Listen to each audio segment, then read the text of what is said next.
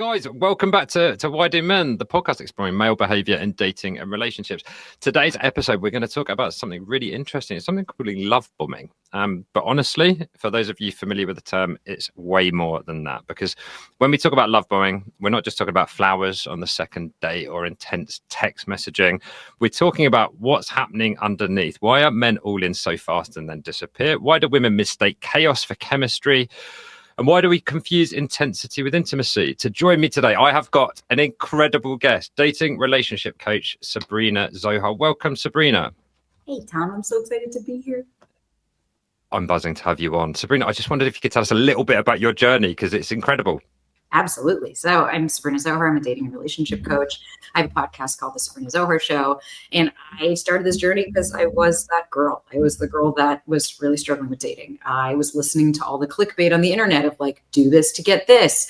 And I would do it. I'd be like, oh, okay, send this text to a guy. I'd send it. And I'm like, I got a dick pic, but I didn't get asked out to dinner. Like, what's going on? Why is this not working for me? And frankly speaking, I lost myself to find myself. And so once I went through all that, I have a clothing company called Software, and I was pursuing that. I was going full throttle, was going to be on Shark Tank, thought like, this is my life. Very similar in line when you think like you found your person and then you find out quickly that like you didn't. And I got sent home, and that whole trajectory of life didn't happen for me. And in that fold is where I started to really learn a lot about myself, a lot about the anxiety that I was carrying around, a lot of the core beliefs and narratives that I had been using in my life, and kind of the patterns that I had been ingrained in me, and started changing the way I did things. And by doing that, I changed my life. I met my partner. Like I really started to see my life completely shift and morph. And that's where I started doing this work, was by being the voice, being the big sister, being the person that I didn't have when I really needed somebody the most, and being able to support people in that way. So that's what brought us here. Incredible. Thank you.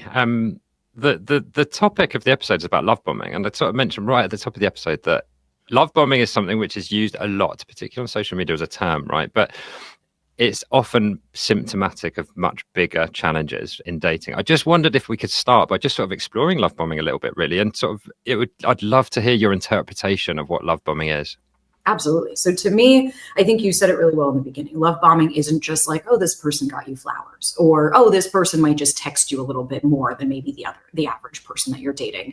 Love bombing, at least to me, right, is an inorganic amount of love, affection, and attention in the amount of time that you've known this person. And the way that I kind of say it is, I'm like, the pinch doesn't match the ouch. So you know somebody, right? And you meet somebody, and okay, bear with me because I start to get into the neuroscience and the psychology of stuff. So it'll all make sense as we go along, but we're going to kind of start somewhere. When you meet somebody and they're coming on really strong, and again, it's more than just, oh, wow, they want to see me again. It's like, no, this person's saying that you're the love of their life. They've never met anyone like you. They're showering you with so much that sometimes even within ourselves, and like as a girl who's been love bombed my fair share along the way of my dating journey, it feels really good. It feels really good as the person who's receiving it to be like, oh, wow, you see all of those things about me. Like you see how amazing I am. You think I'm incredible. You think I'm beautiful. And they sell you, my brother always said, he's like, they wrote a check they weren't ready to cash, because they set you up on this whole thing. And I say they because it's not just men, it's also women who do this, but we see it predominantly usually in that heterosexual norm of men versus women, or men with women. But I see it as, if somebody walked by your house and they said that the house is pretty, do you throw your keys at them and say like, come on in? It's like, no, you're going to vet people a little bit more. And I find love bombing is going from 0 to 100. And when you start at 100, there's nowhere else to go. Yeah, got it.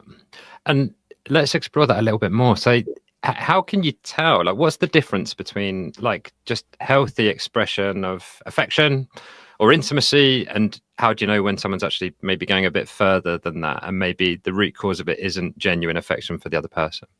So a fun way, the way to actually really be able to determine like, is this sustainable, or is by doing something that a lot of us are really uncomfortable doing, and that's setting boundaries. Because when you meet somebody, like I've had this one guy I was dating many moons ago, and he came on very 100. Like I remember even prior to us meeting, it was very over the top of like, let's go to here and let's do this whole day. And you're like, hey man, why don't we just go grab a fucking coffee and just see if we even jive? Like, do we need to make it this whole thing? And even against my own grain, I went to dinner. And so like we went to dinner, we had this amazing night, like just where everything is, it's almost like a movie, right? Like you're making out at the dinner table and they're telling you everything you've always wanted to hear.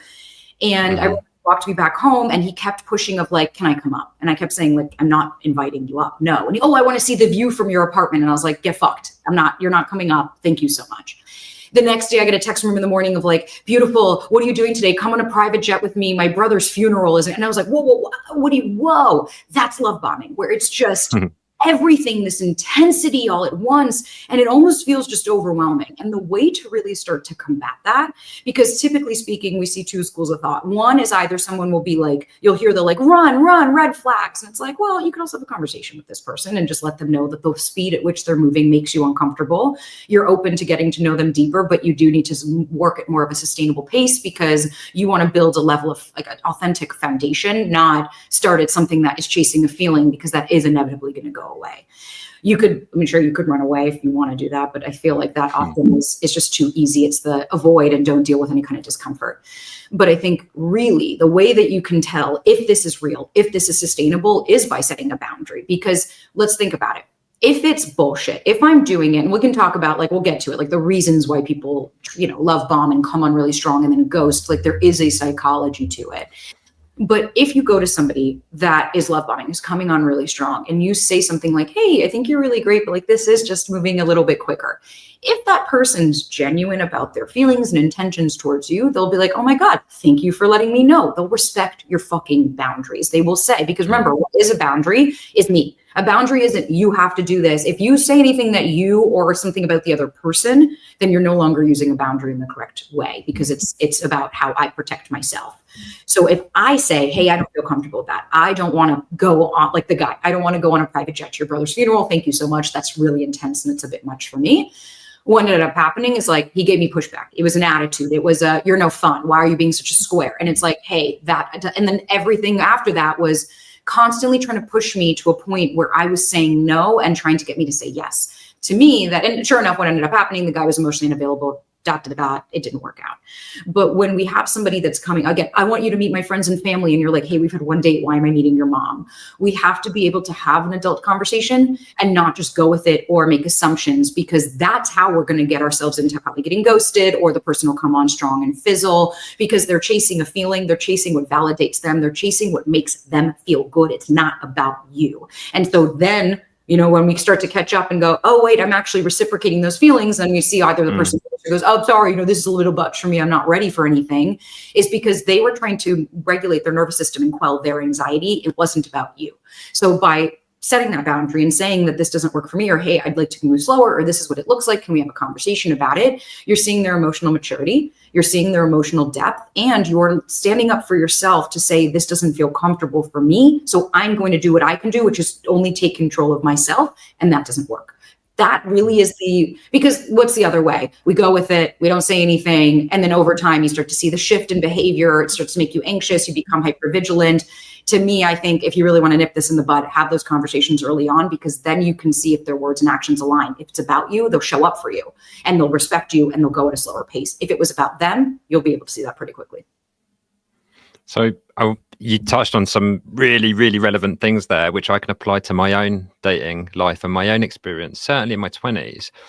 And I wanted to explore that a little bit more, because I always thought that, I remember being in my early 20s, my late 20s, and meeting someone and becoming completely infatuated with them, right? To the point where I wouldn't see it as damaging if I'd be like, you're awesome. We've just been on a first date on a Friday night. Let's spend the whole weekend together. Or my mum's in town next week. Why don't you come and meet her? And I wasn't aware that that was damaging at all, but it would often, to your point, and I really want to sort of pull this apart a little bit, lead to me then losing interest a few weeks later. And that's going to be my first question. Hold on to that one.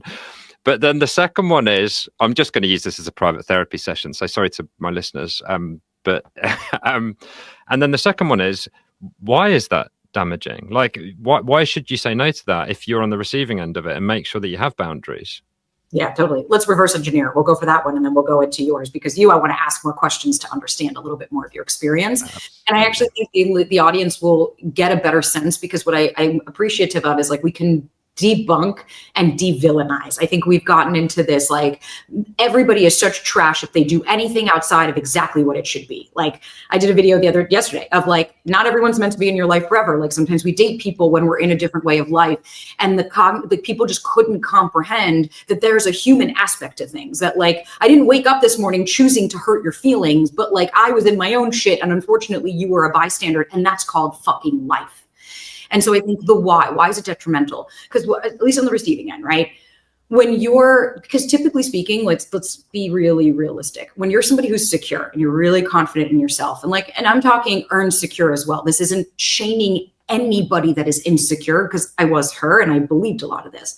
But when you are somebody that comes from a secure place, you are not naive enough to believe. It's like, I hate to say it, but like when I was a kid and my father used to say things and I would just believe it because he's my dad. And I wanted so badly to be loved. I wanted so badly to believe that this could be something. And so I figured if I could morph or do what I need. As an adult, when we're more regulated and we're in our prefrontal cortex and we're not in that like amygdala limbic brain, we are more aware. We're going to challenge thoughts. We're going to have that critical thinking, especially at 28 and above, when your prefrontal cortex is fully developed and you're really starting to understand how to use it, which is why your 30s become different than your 20s when you date. But once you get to that level, at least on the receiving end, like let's say for instance, you and I were on a date and you tell me my mother's in town, I want you to meet her next week. We set up a false sense of intimacy. We set up this relationship that might not exist. And then what happens is I'm letting my nervous system know I'm now safe. And if I say I'm safe because of you, and then we meet the family and we start getting involved, it's going to crumble me and my self-esteem when it doesn't work out, because my insecurity is, yay, finally someone loves me. Yay, finally someone sees within me. I've struggled for so long. And then when it doesn't work out, that just reaffirms all of those core beliefs. But the reverse engineer of it is, I could argue, because you hear this all the time of like, well, my gut was right. And it's like, no, that's called confirmation bias. Because from the get, I could have called out, if after a first date you asked that, I would have said from the beginning, you're not ready for a relationship, because the people that are, when you're more secure and solid in your foundation, know that you're not going to jump to that level before you've even laid a foundation of security to feel safe to do that.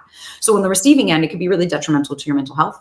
It could be really hard on your self-esteem, and it can reaffirm the core beliefs that you entered in with, which is, I can't trust anybody. People are going to hurt me. This just reaffirms it. So that's that side of like, what does it feel like to receive it? Let's talk about the giver, right? Let's talk about, I'm curious, to use, where if you can tap back into that brain, right? And again, let's set the foundation that anything we're going to talk about here is never about shaming and blaming the Tom that was, because he was doing the best he could with the information he knew. But what I'd be curious is, okay, so you have a great date. You ask this girl, oh my God, okay, let's go do this, spend the weekend together. My mom's in town.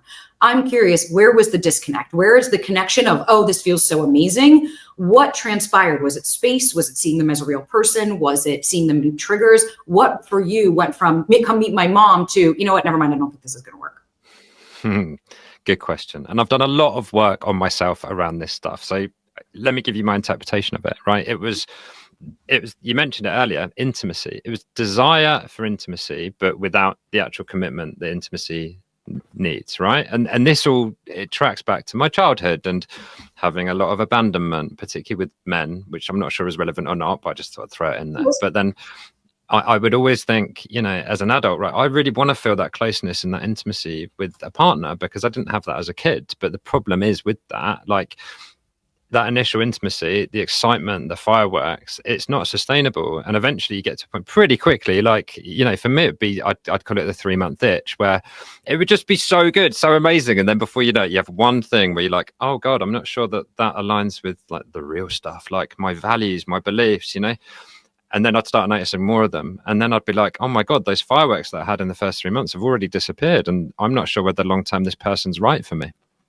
Okay, so interesting. And I appreciate that, because then I would go back and let's go even deeper.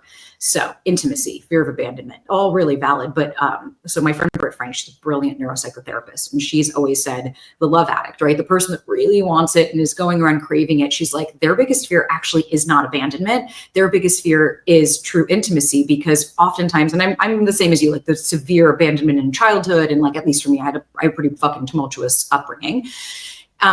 Oftentimes when we rush into things and do that, the reason that it could feel really uncomfortable, especially as you start to get closer, is Because yes, of course, the fear of abandonment is very much there, but there is a subconscious fear that we might not even be recognizing and cognizant of. And that is the fear of being seen for who you are. Because as you get closer to something, as they start to see those parts of you and you become more vulnerable and intimate with them, then what happens? You're more susceptible to being abandoned. Because if they, especially if your core belief is, well, there's something wrong with me, nobody's going to love me for who I am, my own fucking father couldn't, why would this person? When we bring that when we bring that into the relationship here, then like you said, one little thing goes wrong and next thing you know, you're like, you know what? No, never mind. This isn't what I thought it was going to be, or this isn't. And maybe at that time, there was validity to it. Maybe there was, oh, this person doesn't handle triggers well, or they explode, or they do things like that. But I would argue with that version of him to say, well, were we scratching the surface earlier on to see that? Or were we waiting until we pedestaled them and we believed that they were going to come save us until we started to realize that we have to save ourselves? And that real intimacy, and when you want that real intimacy and we crave it and we rush into it, the reason it doesn't actually feel safe is because we didn't lay a safe foundation to begin with, that this person is a safe person. And so your nervous system is going based on the highs. And then when the highs, like any feeling, start to eventually dissipate, then you're left with a lot calmer waters and you're left with the real person for them and the real person for you. Then we have to start to go in and say, am I ready to receive that? Am I ready for this person to see me in all those moments that are not high highs and low lows, that are more just me? And I would argue to say, when we rush in, that's because we're chasing a feeling. We're not actually getting to know them for who they are. And if we slow it down, then you'd be able to say, I don't like the way this person handles a trigger. I don't appreciate the way this person speaks to wait staff. I don't like the way that they exploded on me. But without an understanding of that foundation, when we're idealized like children running into a scenario of, you're amazing, you'll love me, we then get hurt, because when they really see us for who we are and we see them, that's when we have to decide, do I still choose this person? And I mean, you're absolutely right. You said something there which really resonated with me, which was about like, if I present a version of myself which is inauthentic, if I present a version of myself which I can't live up to because I'm making all these huge overblown gestures, and I've introduced this person to my mum, or I've taken them away for a long weekend in Europe somewhere, that's not me. Like, that's not the real me. And probably because I'm tight as much as anything, but you can't live up to that forever. And so you're already creating this unrealistic pressure on yourself to live up to a version of yourself which isn't real. And I think that's, for me anyway, the reason why I'd often back away. My view is that, for most of those women that I dated, like, they weren't looking for those overblown gestures. They were just looking for authenticity. And that was the thing which registered in my head, and hopefully, which means now I date in a much more secure and grounded way. But it's difficult, because I think as a guy in particular, you probably think that's the expectation on me from when I'm dating someone, that they want those lovely, massive, big, overblown things.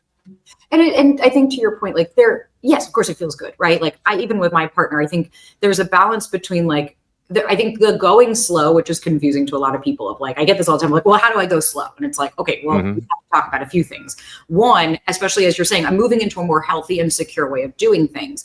The number one thing here is like, to actually start to combat that and to make changes in your life and to really start to show up differently. We have to learn how to, one, take the fucking pause.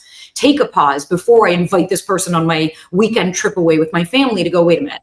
Let me think. My favorite DBT, dialectical behavioral therapy, my favorite practice from DBT therapy is think of future you. And it changed my fucking life, right? Like, a guy says, come away with me to my brother's fucking funeral on a private jet. And I think, wait a minute, how am I going to feel after this when I'm now inundated in their friends and family? I'm doing something that feels like we're going to be so much more intimate and closer, but yet I don't actually feel that intimacy and safety with this person. I don't fucking know this person. And so taking the pause is important, because what that allows you to do is work on your nervous system, to stop and say, hey, wait a minute, right? Because when we go into the love bomb, whether you're on the giving or the receiving end, for you, it's, I want intimacy, I want safety, I want closeness, I want to feel chosen, I don't want to be abandoned, I want the love, right? And that's really beautiful. And I think that's an exemplification that you don't have to be villainized, you don't have to be out of malice in order to love bomb. And it's not always about being a narcissist. Intent does matter. But nonetheless, like, if we go from, I want this, an idealization, a childhood fantasy that love is going to be like the movies and a fairy tale and a rom-com, and we're going to do all these things. And the minute you see their human side, you're like, I didn't sign up for this. What the fuck is this? That doesn't happen in Cinderella. Right. What they also didn't talk about in Cinderella is like, first of all, it took him a shoe to recognize her. And it's like, that's not a red flag. But also, like, what happened to Prince Eric after he got married? Like, did he have an alcohol problem? Like, was he still partying and going to balls after he found you? Like, we don't talk about what happens after and what does that really look like? Because an explosion, what happens after an explosion? Like, the dust eventually settles. It doesn't stay big like that. The mushroom does go down.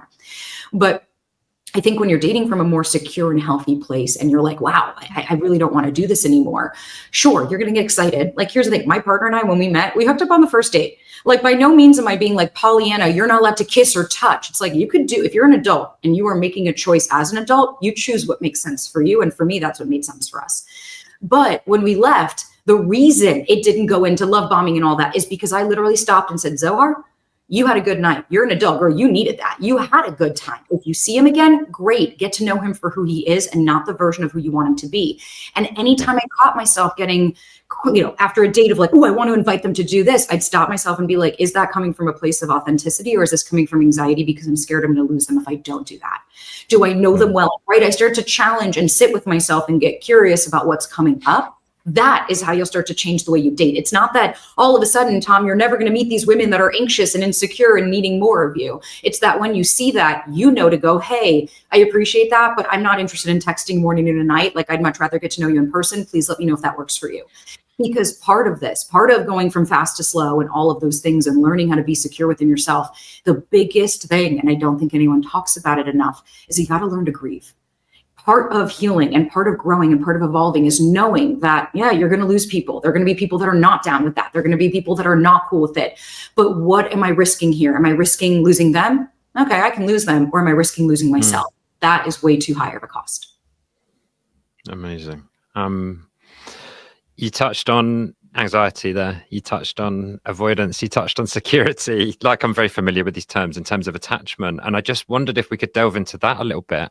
Because, I mean, my theory, my perspective is that love bombing often lends itself to more avoidantly attached men in particular, right? Because, and here's my hypothesis, I'd love it if you disagreed, because we are so afraid of that real intimacy. But initially, like, we feel like that's what we want, right? We feel like we want that loving relationship. And so you almost like, you read it off a script and you're like, right, these are the things that I see in media, on social media, through my friends, for example. These are the things you do to be in a secure relationship. You try and do them. That can often mean the overblown gestures, immediate, inauthentic intimacy. And then once you actually have it, that's the bit which becomes scary. But I'd love to know from your perspective, like, is it just a tendency which lends itself to avoidant guys? No, I'd say it's everybody. And the reason I say that is because I've seen, obviously we have the avoidant guys that, to your point, and even look at what we're doing. So the avoidance biggest fear, and anxious person's biggest fear, if we're talking like attachment styles, you have anxious, you have avoidant, you have secure, and then you have disorganized. There's different names for it. I'm just going to do those for argument's sake. Avoidant is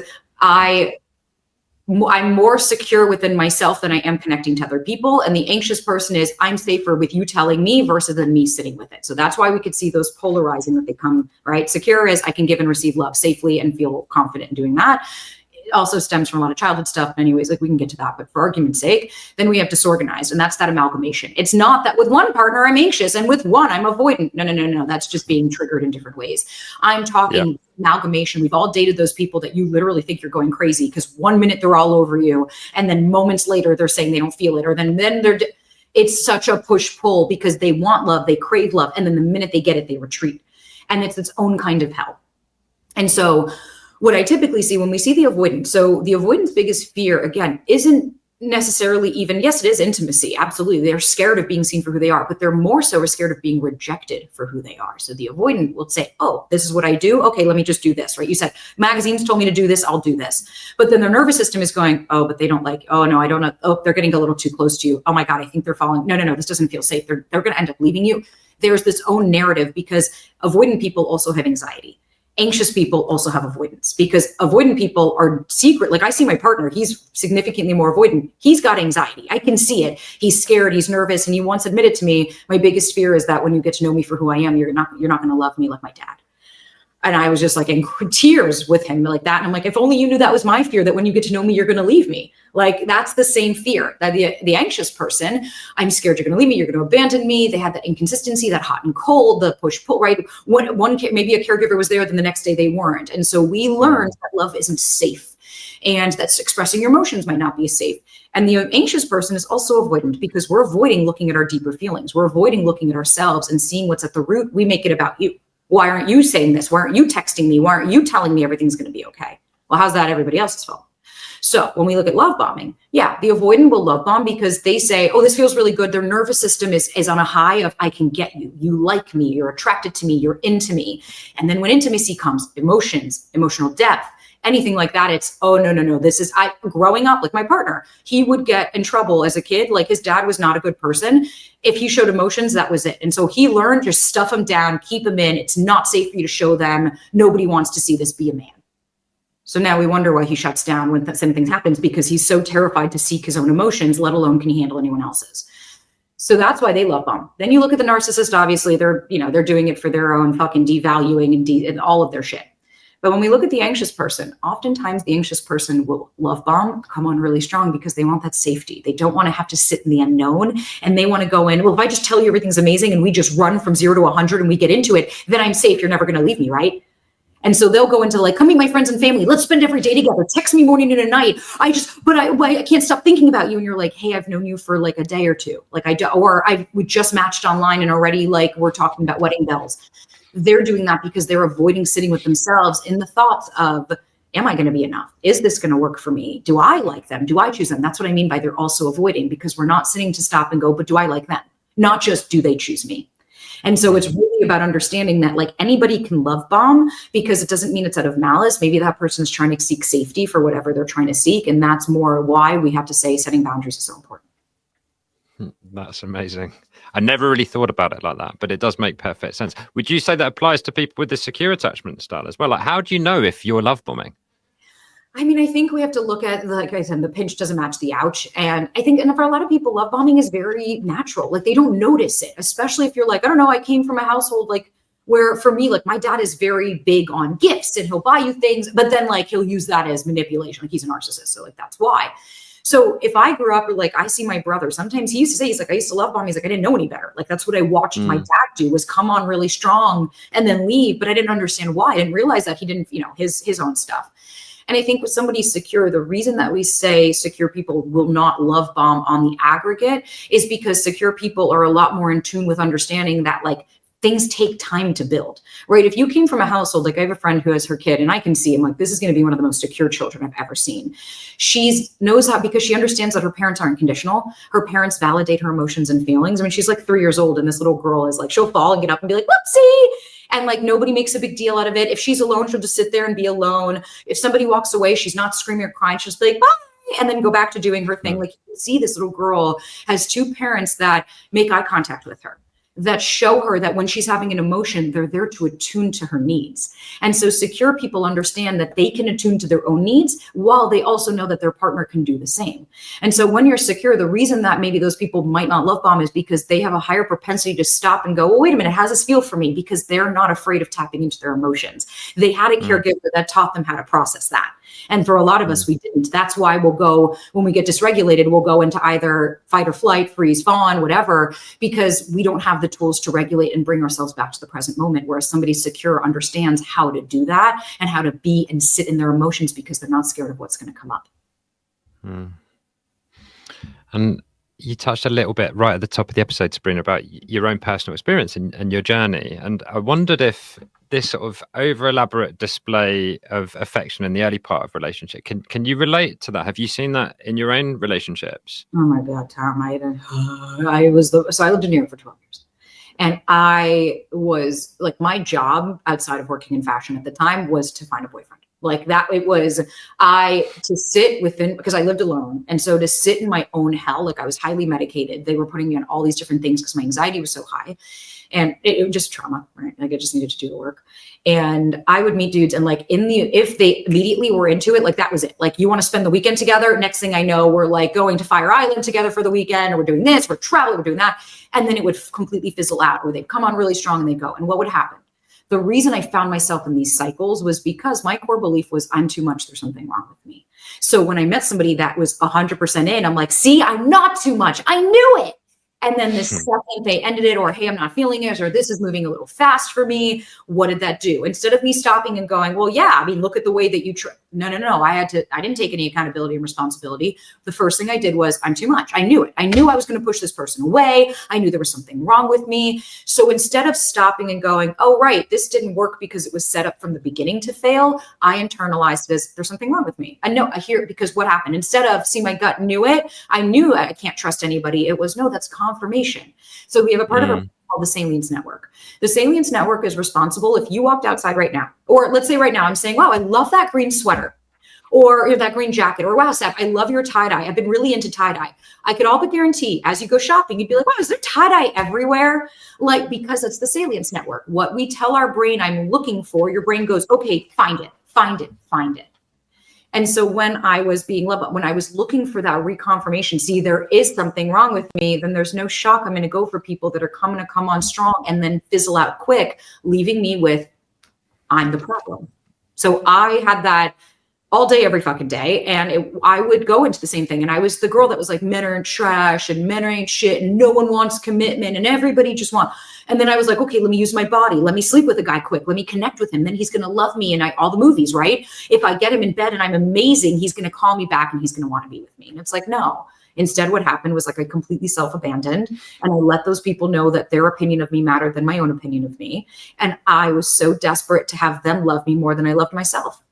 And it never led to anything. That's why I got boyfriends, and then I'd be in it going, I don't even like this person. I don't know, why am I here? 8 months in, you're like, this person's an alcoholic and we have nothing in common. And so it was this cycled pattern, because at the end of the day, what was being led was my inner child was leading the car. She was going around going, we're too much, so we need to find people that are going to think that we're less.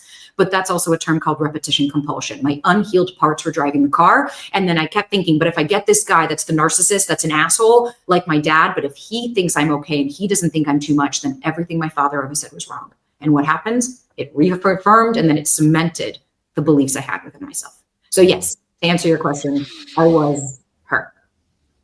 And honestly, like, that's a really, really difficult period in your life. I wouldn't say it's unusual, Sabrina. Like, obviously everyone's trauma is incredibly unique, but I think some of the behaviors that you exhibited during that time, it's exactly the same as what a lot of the women that follow me talk to me about when I host these Q&As, right? And sadly, the direction that takes you is normally, right, I'm the protagonist of this story, but it's not me that needs to take responsibility, it's the other person. And then it's just this race to the bottom, right? Where it's like, I just feel it ends up polarizing both genders and heterosexual relationships. So what would you say to the women listening? Like, if you see this behavior repeating itself, but you're constantly accepting this sort of slightly, I suppose, narcissistic behavior from guys, rather than putting a boundary in, how do you even begin to set boundaries, and how do you find the strength within yourself to do that? It's such a loaded question, but it's a great one, right? It's a really valid statement. And I'm curious also to hear about your journey, because I always am finding it's curious when people realize like, oh shit, I need to do something. And I think even just the awareness of saying, oh, wow, this is a pattern. Oh, I think I'm like right off the bat, it's the first step, right? It's like being an addict. If I can't acknowledge and admit that I am one, then I'm never going to be able to do anything about it.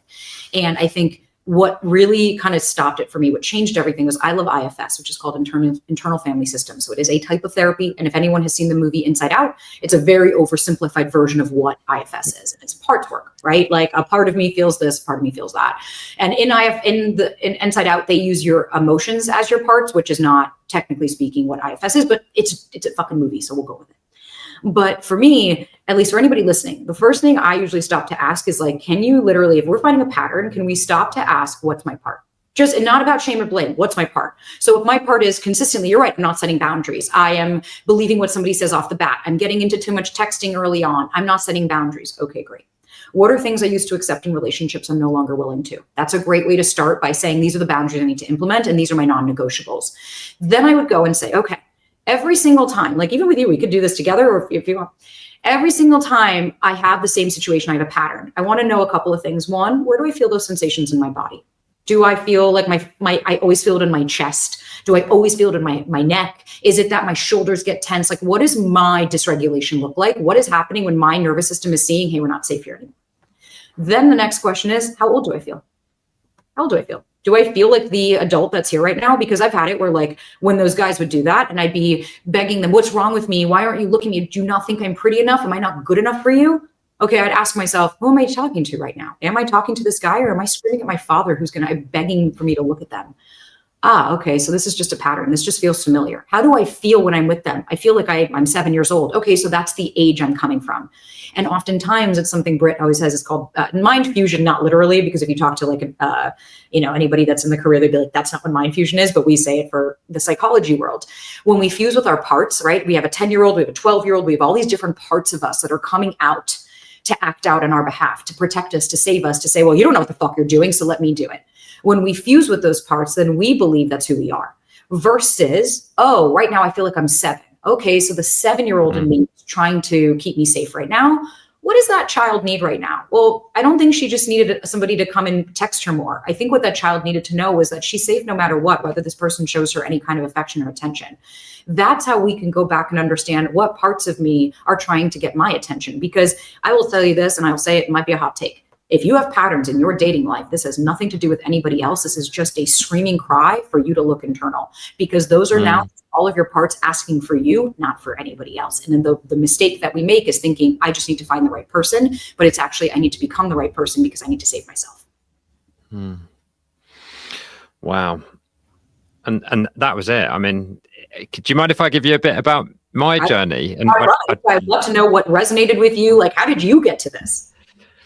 It was pretty much that. You hit the nail on the head, Sabrina. It was about repetitive patterns of becoming aware of them and then thinking, oh my God, like in very, very, I know we don't have a huge amount of time, but like in a very, very succinct way, like I spent quite a long time with a long-term partner, and my avoidance basically led to me bottling it, basically, and her wanting a family and kids and us living together and having this perfect life, and me thinking, oh my God, there's nothing else. Is there nothing else out there? And wanting more adventure and freedom and not having the emotional maturity to deal with that. And so I then broke things off with her, and I think about that moment a lot, and I have done for years, but whether or not it's the right decision. And then just got into this spiral, right, of like, for years and years and years, literally 4 years of meeting someone, being incredibly excited by them, spending as much time as I humanly could with them, and then things just petering out over 2 or 3 months. And it was always me that ended it.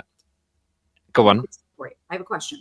When you get excited about them, what was the story that you were telling yourself about them? That they were the one, that they would present all the things which I thought I wanted with my long-term ex, but then I bottled it. And I was just looking for a way to replace that void. And not really understanding the needs. Because that's why I hate the saying, if he wanted to, he would. It has nothing to do about want. Want is not, I could want a lot of things. And it's like, I want to be a millionaire, but oh, you must not want it bad enough. It's like, no, motherfucker, I have limiting beliefs. I have I have bandwidth things, like, because you even said, I want this, right? On paper, that's what I want. But your nervous system is going, oh no, but that's not safe. No, we can't do that. And then as you start to get to know somebody, then they become a real person. And so I actually think that's a really beautiful journey. And I think that's really real. And I think that's also exemplifying that, like, avoidant people are not bad people. They are just trying to understand, because if you were never taught, like I don't know what your childhood was like, but if you didn't have 2 caregivers, specifically, ideally 2, even 1, that, I ask this, especially people, I had a perfect childhood. It's like, okay, you skinned your knee. Someone was mean to you at school. Where'd you go? Who'd you turn to? Oh, well, no, I couldn't go to my parents. They were really busy. Okay, so then no wonder you as a child don't think that your needs matter, because who taught you that they did? And so it's so important to look and say, okay, the story I created about this was that they're going to be the one, and these women were going to save me, and they're going to be the this and the that and the this. Okay, how old do I feel with those stories? When did I create this? What do I think those stories are trying to save me from? And my favorite question, which I don't know if you've ever asked this, are like, what are my secondary gains? What are my secondary gains by not changing? So my secondary gains for staying in this pattern are, I don't have to look at myself and deal with the fact that, like, I feel like there's something wrong with me. And ultimately, at the end of the day, I believe I'm a problem. And it's like, yeah, so it's safer for my body and nervous system to stay external. And I'm curious now for you, how have you seen your dating life change now that you have done this work, now that you are more aware, you're learning every day, but what are you noticing? This is so good, honestly. I'm just thinking about so much as you're talking to me, Sabrina. Like, it's so because like I said, to that point around patterns, like to answer the first part of your question, it was this 4 years of the same pattern over and over again. And suddenly I just had this moment of realization where I was like presenting all of these made up reasons why these people weren't right for me. And then I was like, fuck, they're not the problem. It's me. I'm the problem. And it was this like moment of realization in my mid-30s. And when I think about I was searching for that secure relationship that I never had exhibited to me as a kid, because my dad wasn't around. Like the last time I saw him, I was 14. I used to see him once a year, right? And so that's what I thought I wanted, because it was missing. But actually, like, you start interrogating this stuff even more, and I'm not even sure if that's what I want now. But I have a lot more flexibility to make that sort of informed decision, because I'm not like, you need to have the things that you were missing. Like, that's what you need to go after. I'm a lot more flexible now. And yeah, to your second point, like, my approach to dating now is just chill. Like, I'm like, right, if I meet someone, I know that I've been there so many times and got overexcited and kind of self-sabotaged it, really. So now I'm a lot more like, this is awesome and it's exciting, but I'm not going to get carried away. Do not even introduce them to my friends for the first couple of months, or my family, because I don't want to create a false expectation for them or for me or my friendship group. That's growth right there. Like, that is the epitome of, I've taken where I'm at and now I get to implement that moving forward. And I think it's a great exemplification of doing this work. And like, I will say this all fucking day. We have been sold a false bill of goods. We have been sold that if you heal and you do all this work, you're just never going to feel these emotions and everything's going to be great and you're going to be hunky dory and life is going to go on. But that's not what healing does. Healing doesn't get rid of what I went through. Healing doesn't omit the fact that your father wasn't around. Healing doesn't omit the fact that my dad was a raging piece of shit who was just like super abusive. What healing does is it allows me to acknowledge and accept where I was. It allows me to not be beholden to that story and to be victim to the story. And what healing allows me to do is to understand that I can expand my window of tolerance and I get to make different choices. That's all we have control over. I can't guarantee that you doing this work means you're going to go out tomorrow and meet the person for you. But what I do know is that it'll help you so that you stop seeking it in the wrong people and that you start seeking in the right one, which is you, because it at least just allows life to go on and not be that life revolves around, is this person going to save me? Because you've done that work for yourself. Yeah, exactly. And honestly, like, I found the idea of spending time by myself impossible in my late 20s. And a big part of this love bombing behavior I'd see in myself would be like, I just want someone to fill that void, that uncomfortable feeling. And now, like, I wouldn't say I'm amazing at it. If I spend a couple of days on my own, I'm like, I need people. And actually, when I spoke to my therapist about it a couple of weeks ago, she was like, Tom, that's cool. Stop beating yourself up for not being able to spend time by yourself, because ultimately humans are social creatures, right? It's just the vehicle that you do that in. And rather than spending every part of my free time, like, frankly, trying to get laid, because that gave me the validation that I needed, now it's about spending time with my sisters and going back home to see my mum and like working with the men that I work with. And it's just completely different. And if something comes up romantically, but it's not my be all and end all, Oh yeah. My mama always says, they're an addition to your life, they're not instead of. And so you're building a life you love, you're creating something that feels really authentic. You're being, because like, it's funny, for me, I lived alone my entire adult life. I love being alone. I recharge when I'm alone, but I understand, to your point, like after a day or two, you're like, okay, I'm itching, like, let me be around people. And I think that's also being human. It's being human. That's the same with like dating app fatigue and all of this. It's like, I am not going to be somebody, I will never sit here in Pollyanna, you guys, of like anybody of like, you don't love being single. It's like, no, man, there are times where like I was single on and off for 15 years. There were times where I'd cry in my bed. There were times I'd be home and it was so painful physically. My body was manifesting in physical pain. And then there were moments that were beautiful and amazing. And it's like, that's also part of that healing journey, is that I'm here to receive the flow, but I'm also here to handle the ebb. And I think that that's so beautiful. And what you can, like, as you even evolve and do that, is like those micro habits, is that it doesn't mean we go from, I never spend any time alone, to now I'm going to be a monk and sequester myself. But maybe it's this being like, normally I would wake up first thing in the morning and grab my phone because I need to look at something. Maybe I'm going to put a 1 minute time clock or like alarm clock in between, and then I'll grab my phone. Or instead of it, the first thing I have to do is always go do this, it's like, maybe I'll put my shoes by the door and I'll go a different direction and maybe just walk around the block differently. We're trying to let your nervous system know, because at one time or another, your nervous system learned that it's not safe being alone, because when you're alone, you're with your thoughts. And when you're with your thoughts, no one knew what to do with it.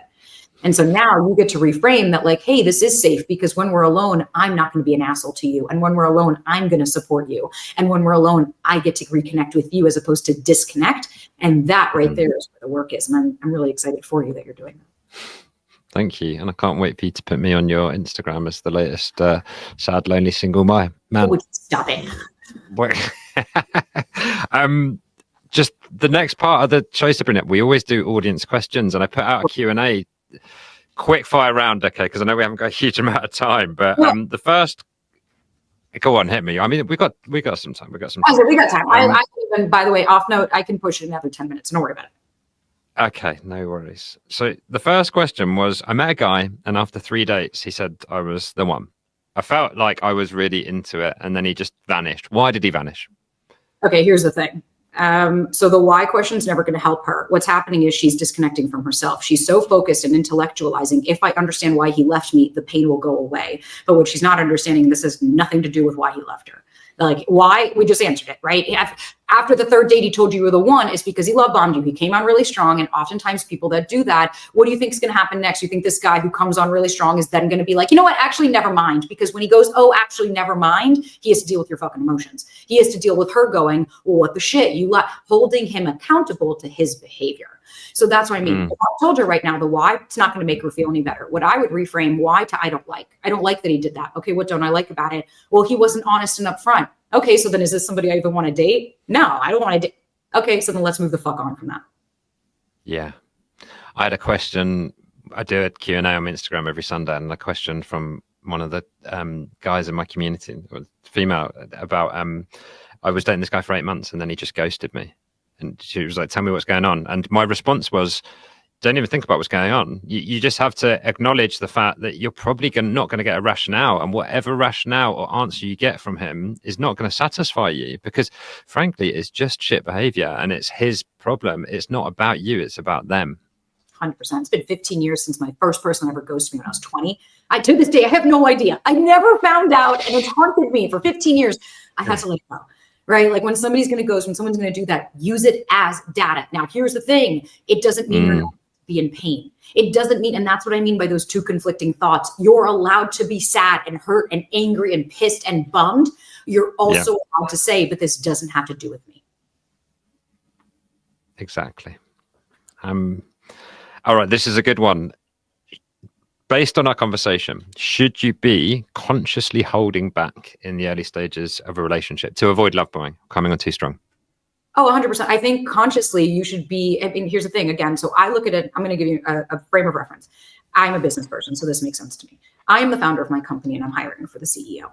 Am I going to give that position to somebody because we have one good lunch? Where we go on one interview and all of a sudden I'm like, this is it. Here's the key to my company. You either bring it to a Fortune 500 or you run me into bankruptcy. No, motherfucker, that's way too high a price. What I'm going to do is I'm going to vet this person. I'm going to go slow. I'm going to understand, because like trust is conditional. This one comedian I like always said, it's a contract renegotiation. So if I'm showing you a little bit, I want to make sure that this is reciprocal. Then we move to the next stage. What you're also doing is you're letting your nervous system know, I can trust this person. This is safe. I don't have the relationship I have with my partner now because we started hanging out every single day, morning and night. So when somebody comes on, it's really important to be aware of what you're sharing. We don't need to overshare, because we have to remember too, you don't know who these fucking people are. So you tell somebody, I have all these issues. Date one, I'm scared about this, this, and the other. Next thing you know, you don't know if they're a narcissist. You don't know if they have malintent. You don't know what their reasons are. Then next thing you know, you're on a date with them and they're like, well, no wonder your father left you. Look at the way you fucking act. And you're like, what? And all of a sudden you're apologizing to them. That person could have manipulated you. They can use the information you give them. Be very conscious and cognizant of what you're sharing with people, because you can't take it back. So consciously slow it down. Do that for yourself, not for other people. Yeah. God, that's so true. And as a guy, I'm kind of in a privileged position where I've never really thought about that before. I also just wanted to give you a little insight, because this is something which I'm very aware of, is like love bombing isn't just these, from my perspective, overblown romantic gestures. Like sometimes it can be about being too over familiar too early. And what I mean by that is like, I don't know, man, this is slightly manipulative. I don't mind admitting it. Like I've got my narrative, my pitter patter in dating nailed, where it's like, I talk about my father and I show that I'm self-reflective and that I've been to therapy. Sometimes I worry that in itself is manipulative and kind of a form of love bombing. I understand. Here's the thing. I think your awareness around it shows your intention. Like it shows you that you're a good person, being like, hey, I'm aware that I do this. I'm not intentionally trying to do it. And I think that right there is like, that's how you can start to shift the behavior, that in those moments when you do it, you can stop and say, you know what, I'm not going to give you this garb. can we just talk about like as who we are? Because I understand I've dated this guy right before my partner, and he texted me every single day, and we had cute little nicknames for each other on the phone. Like we did all that. And I remember asking him when we were breaking it off, like it was like a 2-month thing. It just wasn't it. And I looked at him and I said, but I don't get it. You came on so well. And he just turned to me and he goes, do you not think I know what women want? Oh, wow. Texting you every day. Is it that fucking hard? And I was like, holy shit. And that's what I mean by like when someone comes on well rehearsed of like, oh yeah, they're telling you all this. And it feels almost like this is not your first rodeo. It's like, then take that as data and stop giving somebody so much of yours. Ask questions. And I even had a friend the other day. She said, oh, well, me and this guy, we have such deep conversations. And Ryan was on the hike with me. And he turns around and he goes, you have deep conversations about you or him? And she looks, she goes, no, we have deep conversations. He goes, what's it revolving? And then she stopped and she's like, oh, you're right. He doesn't talk about it. And she started to realize, she's like, I'm sharing all of these things about me and he doesn't share back. That is somebody else setting up that false sense of intimacy for them to go, oh, sorry. Love it. And honesty. Yeah. And it's the one thing that I get told by every single person that follows me is that I just want the guy I'm dating to ask me more questions. So I almost think like, you know, from a guy's point of view, if you really, really want to, you know, make someone feel safe or feel heard, just get better at communicating. That's the thing though, but it's such a loaded statement. Get better at communicating. Oh my God, if I told you, if I love my partner, but when you look at his caregiver, you can see where no one taught him how to, and it's not in a good or a positive. Like his parents are great. Like his mom and stepdad are great. That's just their upbringing. Like they just don't talk about stuff, and not in a positive or negative. It's just when something negative happens, they'll just be like, all right, next. And so we have to look at like, who taught this person how to communicate? Well, if nobody did, then now they have to learn that. Like it's going to take a minute to learn how to actually use I statements and understand what I'm trying to say. And it takes a bit of more awareness. Okay, amazing. Look, thank you so much for coming on. You've been an amazing guest. I've learned so much personally. I really hope that my listeners have as well. Is there anything else you wanted to promote, talk about, Sabrina? The floor is yours. Honestly, just at the end of the day, like come back home to yourself, right? Like if you're dating, if you're seeing patterns, we have to stop saying it's everybody else. And eventually we do have to look at ourselves and say, what's my part in it?